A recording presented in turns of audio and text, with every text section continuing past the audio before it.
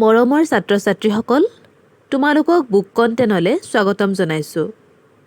তোমালোকৰ বাবে লৈ আহিছোঁ ক্লাছ 8ৰ অংকুৰণ কিতাপখনৰ প্ৰথমটো পাঠ। এই পাঠটোৰ নাম হৈছে নিয়ৰ। এইটো এটা কবিতা হয়। তোমালোকে এই কবিতাটো পঢ়ি চাবাচোন। এই কবিতাটো লিখিছিলে চন্দ্ৰকুমাৰ আগৰৱালাদেৱে। এয়া দেখিছানে, তেওঁৰ বিষয়ে অলপ চমু পৰিচয় দিয়া আছে। তোমালোকে এই চমু পৰিচয়টো পঢ়িবা। পৰীক্ষাত ইয়াৰ পৰাও বহুতো প্ৰশ্ন আহে।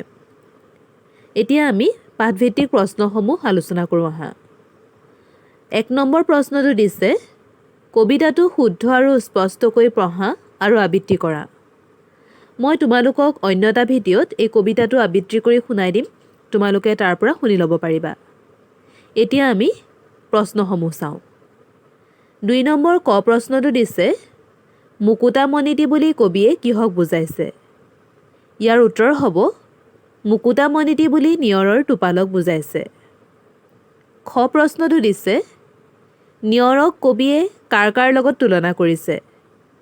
ইয়াৰ উত্তৰ হ'ব, নিয়ৰক কবিয়ে নিশাৰ তৰা আৰু মুকুতামণিৰ লগত তুলনা কৰিছে। গ প্ৰশ্নটো দিছে, নিয়ৰে হিয়াত কি সাঁচি থোৱাৰ কথা কৈছে? ইয়াৰ উত্তৰ হ'ব, নিয়ৰে হিয়াত নিজম আকাশৰ নিচুক কথাটি সাঁচি থোৱাৰ কথা কৈছে। ঘ প্ৰশ্নটো দিছে, ফুলনিত কি ছিগি ৰৈ গ'ল? ইয়াৰ উত্তৰ হ'ব, ফুলনিত মণি ছিগি ৰৈ গ'ল। ঙ প্ৰশ্নটো দিছে, কবিয়ে কি সৰি থকাৰ কথা কৈছে? ইয়াৰ উত্তৰ হ'ব, কবিয়ে নিশাৰ তৰা এটি সৰি থকাৰ কথা কৈছে।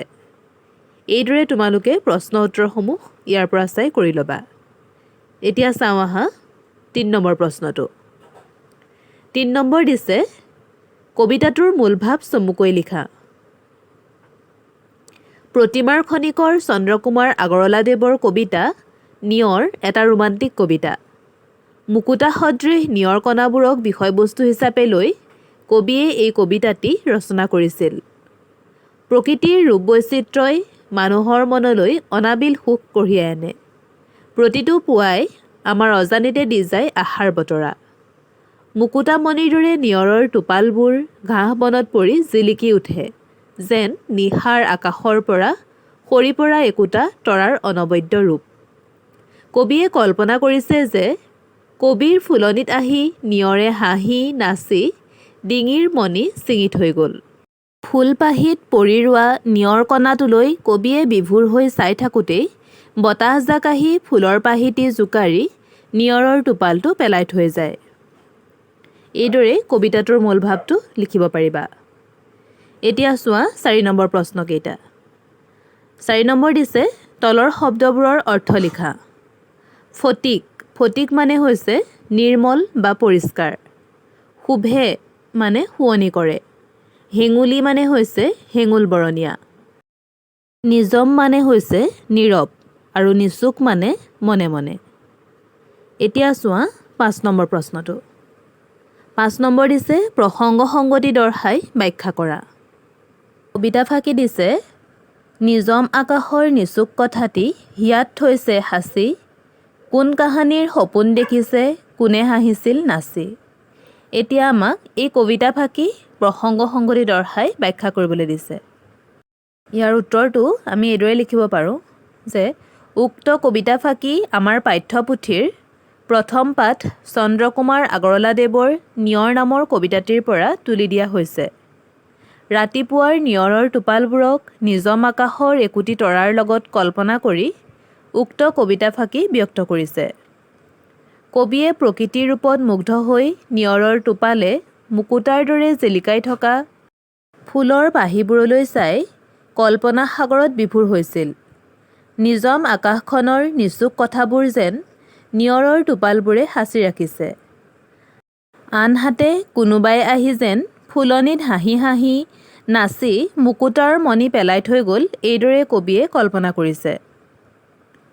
এতিয়া চোৱা 6 নম্বৰ প্ৰশ্নটো। 6 নম্বৰ দিছে, পাঠৰ পৰা অন্ত মিল থকা শব্দবোৰ লিখা। অৰ্থাৎ শেষৰ আখৰ মিল থকা শব্দবিলাক আমাক বাছি উলিয়াই লিখিবলৈ দিছে। সেই শব্দসমূহ হ'ব ধোৱা যোৱা, সাঁচি নাচি, মণি কণী, ভাহি পাহি। এইদৰে আমি শব্দসমূহ লিখিব লাগিব। 7 নম্বৰটো দিছে উল্লেখিত শব্দবোৰৰ সমাৰ্থক শব্দ লিখা। সমাৰ্থক শব্দ মানে হৈছে একে অৰ্থ বুজোৱা শব্দ। টোপনি, টোপনি মানে হৈছে নিদ্ৰা। বেলি সূৰ্য, পানী জল, ফুল পুষ্প, নিশা ৰাতি, সপোন স্বপ্ন, আকাশ গগন আৰু চকু মানে হৈছে নয়ন। 8 নম্বৰটো দিছে বিপৰীত অৰ্থ বুজোৱা শব্দ লিখা। চিগা নিচিগা, সৰক নৰক, পুৱা সন্ধিয়া, দিন ৰাতি, নিজম কোলাহল, হাঁহি কান্দোন। এতিয়া চোৱা 9 নম্বৰটো। 9 নম্বৰ দিছে বাক্য ৰচনা কৰা। মুকুতা, মুকুতা লগাই এটা বাক্য হ'ব নিয়ৰৰ টোপালবোৰ মুকুতামণিৰ দৰে জিলিকি থাকে। পাহি, বৰষুণ জাক পাই ফুলৰ পাহিবোৰ সতেজ হৈ উঠিল। শুভে, ফুলনিখনে ঘৰখনৰ শোভা বঢ়াই আছে। নিচুক, ছোৱালীজনীয়ে নিচুক কথাবোৰ হৃদয়তে সাঁচি ৰাখিলে। ফুলজুপি, ফুলনিখনত ফুলজুপি ধুনীয়াকৈ ফুলি আছে। ফটিক, ফটিক লগাই এটা বাক্য হ'ব পাতখিলাত নিয়ৰৰ ফটিক পানী জিলিকি আছে। এই ফটিক শব্দৰ অৰ্থ হৈছে নিকা বা স্বচ্ছ। এতিয়া চোৱা 10 নম্বৰটো। নিয়ৰ কবিতাটিত থকা তৎসম আৰু তদ্ভৱ শব্দবোৰ বাছি উলিয়াই লিখা। তৎসম শব্দ মুক্তা, তদ্ভৱ হ'ব মুকুতা। স্ফটিক ফটিক, তাৰা তৰা, স্বৰ্গ সৰগ। এইদৰে আমি তদ্ভম আৰু তদ্ভৱ শব্দবোৰ লিখিব পাৰোঁ। 11টো দিছে দৈনন্দিন জীৱনত বিভিন্ন ক্ষেত্ৰত তুমি ব্যৱহাৰ কৰা ইংৰাজী শব্দবোৰ ভাগে ভাগে লিখা। শিক্ষা সম্বন্ধীয় ইংৰাজী শব্দবোৰ হৈছে scale, school, board, classroom, compass আদি। খেল সম্বন্ধীয় হ'ব ক্ৰিকেট, ফুটবল, হকী, বেডমিণ্টন আদি।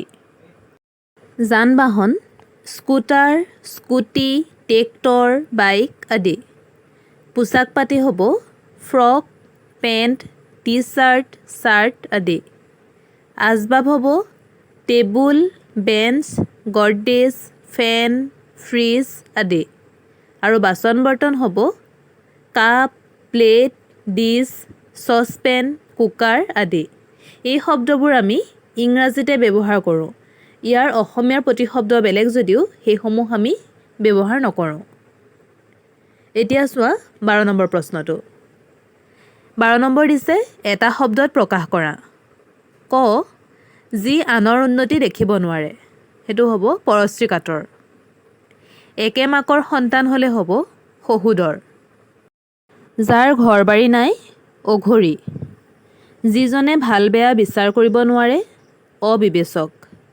যি আগেয়ে হোৱা নাই অভূতপূৰ্ব। এতিয়া চোৱা 13 নম্বৰ প্ৰশ্নটো। নিয়ৰ কবিতাটোত পোৱা তৰা, আকাশ, পানী, কথা, হিয়া, সপোন, চকু আদি শব্দযুক্ত হৈ গঠিত খণ্ডবাক্যবোৰেৰে বাক্য ৰচনা কৰা। প্ৰথমটো দিছে তৰা নৰা ছিঙি।